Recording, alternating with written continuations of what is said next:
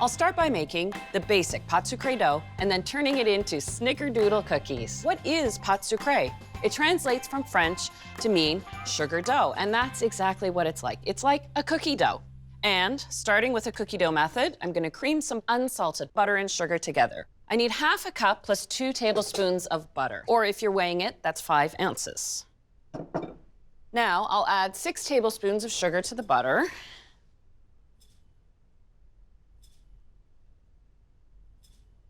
And I'll cream this together by hand.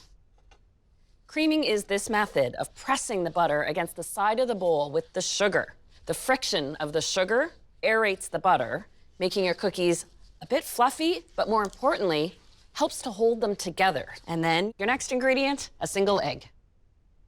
My egg is at room temperature because my butter is at room temperature, and I know it'll incorporate easily.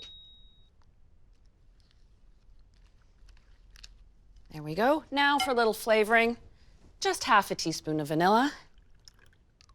And now I'm ready to sift my dry ingredients. There we go. You can sift over a bowl or over parchment paper. And I start by measuring 1 3/4 cups of cake and pastry flour. Cake and pastry flour is milled finer than all-purpose flour, and it has a lower protein content, which ensures you're going to get tender cookies and pastries. And half a teaspoon of salt. This is the point. If I were making pâte sucrée to turn into crusts for tarts, I would stop. But because I'm turning this dough into Snickerdoodle cookies, I have to add 2 extra ingredients, half a teaspoon of baking soda and half a teaspoon of cream of tartar. It helps react with the baking soda. It gives a tartness to the cookie, but it ensures it stays soft in the center, and that's its real function. I'll add this all at once to my butter base and just mix it until it's blended. Now, the other defining characteristic of a Snickerdoodle cookie is it's coated in cinnamon sugar. So basically, about a cup of sugar with a teaspoon of cinnamon is what I like to do, but really, it is a matter of taste. A little more cinnamon, a little less, it's up to you. Just stir that together. So I've got my dough, my cinnamon sugar, my lined baking tray, and using an ice cream scoop, I find you really get precise cookies. So I scoop it, then you want to shape it into a ball and roll it in that cinnamon sugar to coat it completely.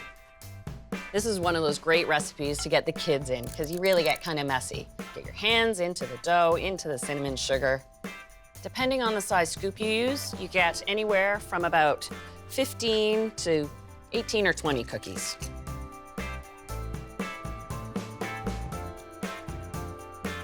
All right, the last to-do on your list before these are ready to go in the oven is just pat them down a little bit. Flattening allows them to spread evenly as they bake.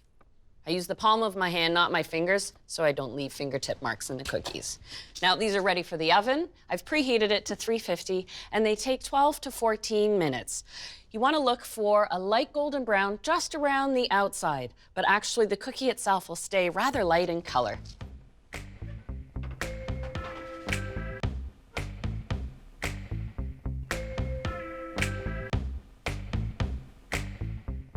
Oh, there they are.